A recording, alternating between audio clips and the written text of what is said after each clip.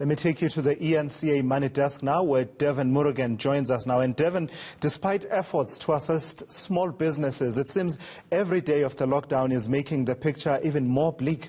Well, that's the sad story, Tulis. I'm afraid that's the case for more than 500,000 small businesses out there. Multi-billion rand assistance from governments, efforts from banks to provide loan repayment holidays. They are proving to mean little to the majority of small businesses. And let's just put this in context here. The National Small Business Council releasing a survey this morning showing only 8.5% of those surveyed are fully opened on level 4. So you know what that means. 75% will open only on level 2. So still very suffocated environment for small business.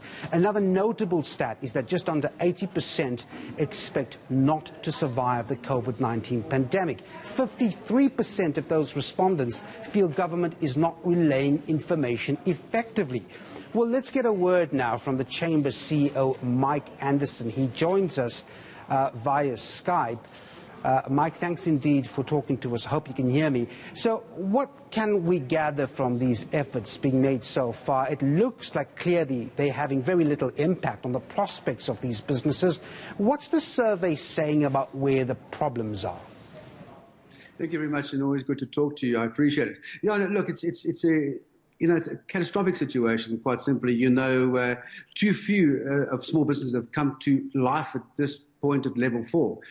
As you mentioned, you're 100% right. 75% will come to life back at towards level 2, but majority at level 1. So, and I think the big problem here is the uncertainty, the confusion that's been relayed. Because at the end of the day, small businesses, if they cannot open now, they don't quite know how long this is going to last for, and they don't have any resources left. They cannot access funding. Only 6% of those applied for funding, which 53%, 6% have received funding. And of course, we're getting thousands and thousands of emails from all over the country where the position is dire and the situation is poor. So we've got to speed up the economy. The experts are saying we've got to speed up the economy. We've got to bring the economy back to life. 2/3 of our working population work in a small business.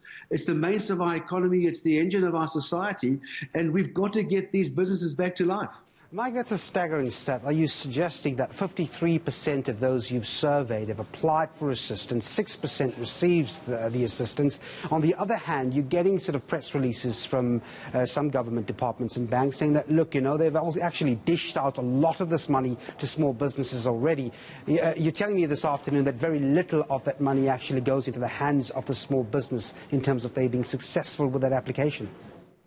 100%. We know, we conduct the biggest surveys, the biggest sample surveys, and small businesses are speaking for themselves, and the reports are coming back that simply, it's taking too much time. There's unnecessary qualifying criteria, too much red tape, and this is what we're hearing. And at the end of the day, too few are receiving relief funding.